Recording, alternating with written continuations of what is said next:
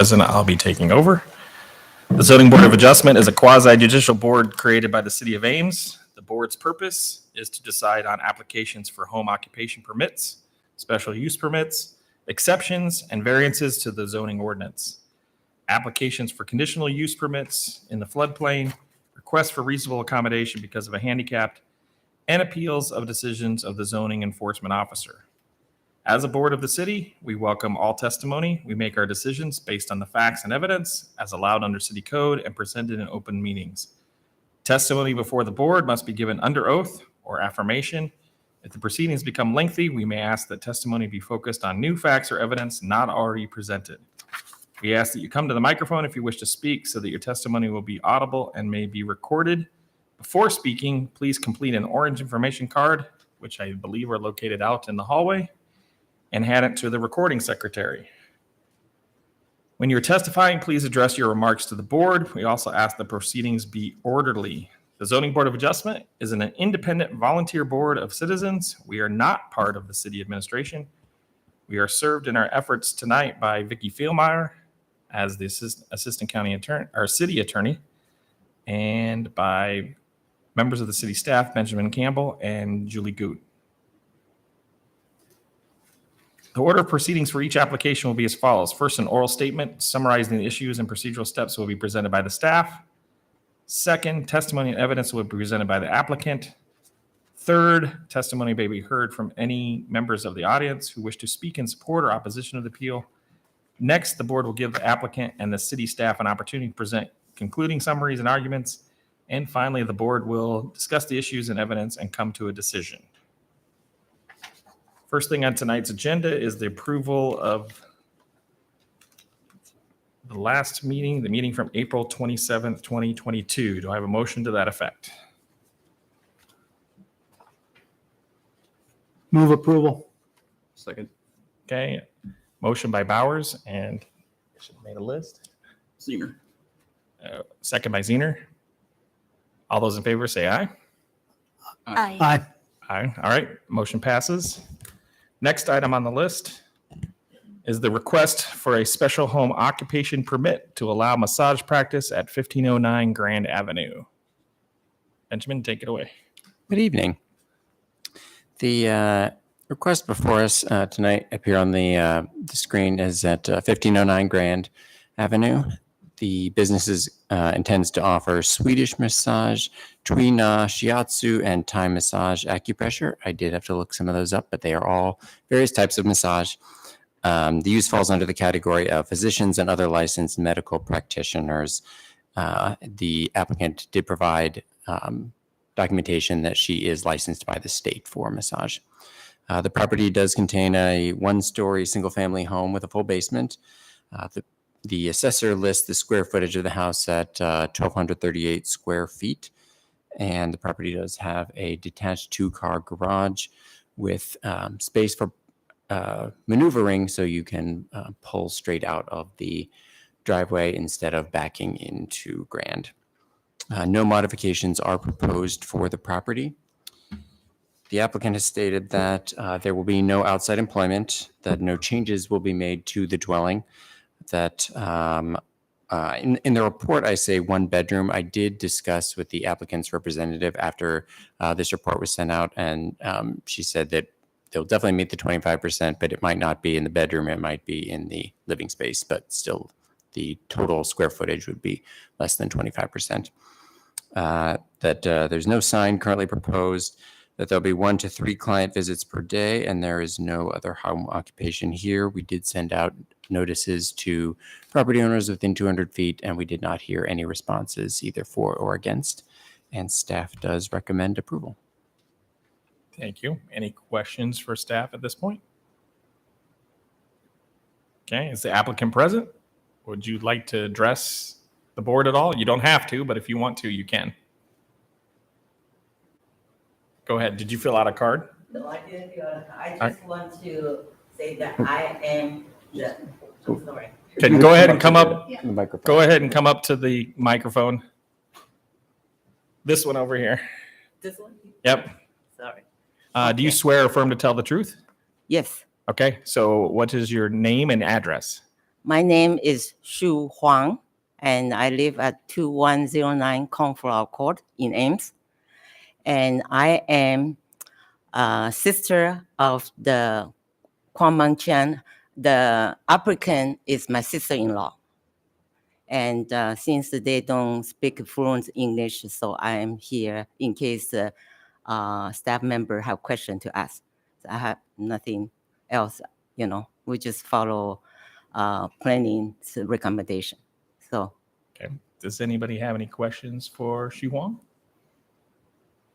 Or the applicant through her? Okay, I don't think there are any questions, so thank you. great, thank you so much. All right, are there any members of the audience and the public that would like to address this issue? If so, please come forward.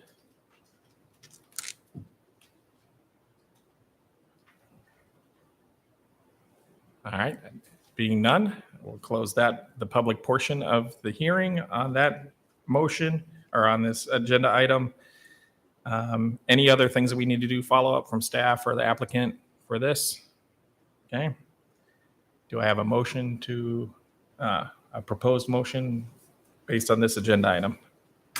I'll make a motion to accept alternative number 1. Okay. Second. Motion by Zinner and second by Bauer. Any discussion? All right, take a roll call vote. Aye. Aye. Aye. Aye. So the second agenda item passes. Anyone desiring to appeal the decision to a court of record may do so within 30 days after the filing of the decision.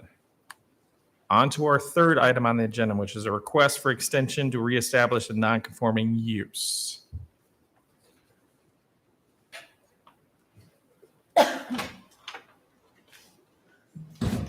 Good evening. Since this is a pretty unique request and we have a couple new board members, I'll give you a brief background in case it wasn't very clear in the staff report. So this property is it's a residential structure and it's zoned HOC highway oriented commercial. That zoning district does not allow any residential uses of any type. The property owner came in, wanted to register it as a rental. So that's how we got involved, how the planning department got involved. It's considered a non-conforming use. And at that time, nobody was living there and it wasn't his primary occupancy and it was not a registered rental. So we had to go through our non-conforming use abandonment steps, which that's included in the steps, and there's certified letters and we go back and forth. And the applicant needed some time to work through those because there were some pretty extensive rental requirements, building code requirements, and then also some planning requirements such as parking that needed to be done before they could occupy the structure. So back in December, that's when that request first came before this board. You guys approved, I think it was about 6 months because the date is May 13th was what it was extended to, which is just in a couple of days. Since during that time, it's been winter. We all know it's hard to get contractors. It's hard to get materials. The property owner has made a really good faith effort of continually keeping in contact with us and letting us know the status of the certain permits and regulations that he needs to get on. I believe all of the building requirements that were out, building permit issues that were outstanding have been addressed. So really, it's just the parking, which needs to be hard surfaced. And then if they want to register as a rental, any of those rental requirements. So staff is in support of the extension request into the October date because we feel that they've been making a good faith effort, keeping us informed what's going on. So we're willing to support approval, assuming that that communication will continue. They have since also put the property on the market. They have a contract for purchase with a new buyer. That buyer, I've spoken to them, we've emailed, they're here as well. basically wanted to have some type of assurance and acknowledgement that they understood the situation that this property was in, and they were willing to take on these responsibilities and expectations, and they are, and they've said that in an email and verbally over the phone. So staff is in support of approval. So I can answer any questions that you have. The current property owner and the potential purchaser buyer are here too. Any questions for staff? Okay, does the applicant wish to address the board? This is the property owner. Okay. I am actually the purchaser. And Whose name is on the application? Technically, is it? We'll let you speak. Just, all right, he gets the first turn if he wants it. Well, do you swear to or affirm to tell the truth? Yes, I Okay. do. Will you please give us your name and address? Evan Brown, 520 East Lincoln Way. I had a plan last time we spoke, and situation happened that I detailed in that letter with the contractor having a family emergency and no longer could execute this plan. And I kind of, naively had I banked on them doing, and this is regarding the deck. And that ended up, it's midwinter by the time, it's actually January by the time he told me, finally, he's like, hey, I can't do this. And so, I was working with Scott McCambridge, and we're trying to get this permit finalized, but so that's kind of what happened there. And that put me in a bad spot because I could not really get anyone out there in January to look at a deck, let alone scheduling out. So that's when I was starting to get nervous. I need to file extension again. And then with the parking situation, I underestimated getting a site plan. I've got a contractor lined up, and because of this, and my partner's living many states away, we were going to see if we could partner with someone or sell it outright to someone willing to do and finalize the work. And that's what we ended up pursuing, which I've been in communication with Julie and Scott McCambridge about, this. And so that's kind of where we're at right now with that. And Blake is here. So. Okay, thank you. Any questions for the applicant?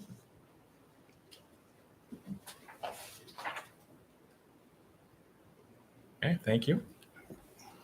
Now we'll take any testimony or from members of the audience. Hi, I'm Blake. Hold on. Do you swear to, or affirm to tell the truth? Sorry. Yes, sir. All right, your name and address, please. Blake Davidson, 6169 Brandywine, Johnston, Iowa, 50131. Thank you. Now go ahead. All right. Thank you. So my testimony is going to be more towards the actual extension that we're asking for. So first and foremost, the sale agreement is happening between P&B LLC, headed by Evan Brown, and my father, Brian Davidson. Now, as it pertains to a power of attorney with the property, I have a signed power of attorney that I would like to submit, that I have his permission to address this issue with this property. And then I also have a contract purchase agreement between him and I that I am buying the property as it is. The reason that this is set up this way is because financially, the seller wanted to be clear of the property. I think probably more by his adjoining interests. But in any sense, getting conventional financing with the contingencies that have been placed on through the city is going to be kind of a bear cat. Roughly speaking, the parking plan, as I see it, for the size of lot that we need to put on that property is going to be somewhere in the realm of $30,000. I can't pour that concrete myself. I can't do it myself. I don't have a crew that I can, hey guys, get over here. So that is something that will have to be contracted out, and I'm subject to whatever a contractor can give me in time frame for that aspect. Now, I've also written and would like to include a statement of acknowledgement. I'm going to give all of these to you if that's okay, or to whomever to include in this, but a statement of acknowledgement basically saying that my father and I are aware that these things are erroneous in nature and that we need to correct them. So we have a parking plan. I've already contracted, or after this meeting, depending on your approval, I will have contracted a surveyor to come in and resurvey the property to get us a site plan that works with Julie's office and the Ames City Planning. There's a deck, and all of the stairs on the property are wrong. I mean, they're inconsistent, and there's no equal rise run. They need to be replaced. I'm aware as to they need to be replaced. I'm not aware as to whether the city will give me permission to do it on my own as a property owner, and I do intend to live there as a primary residence. I'm not aware as to whether the city of Ames will let me do it on my own. If they won't, the earliest I could find any contractor to even show up on the property was within a year. And that's not saying anything about materials. Now, I'm not worried about 2x6s or 2x12s. I'm worried about the little fasteners that go in between those. That's generally what you have an issue with. So all I'm mentioning in this is that the October date is adequate for this time being, but that ultimately I'm at the mercy of whoever I can get out there to do the work, and would ask that you just take that into account for future meetings, future hearings, to extend the leniency on this property. As you read through my seller contract financing, I want to get it done in a year. I want to get it done as quick as possible. That's my intention. I'm realistic and know that when you go to contract people, they say they're going to show up. Whether they show up or not, that's not your decision. So, yeah, I thank you. Okay, any questions for them? Okay. All right, thank you. Thanks. That will close the public portion. Any last comments from staff or applicant regarding the project or the request for the extension? Okay. All right. Do we have a motion based on this agenda item?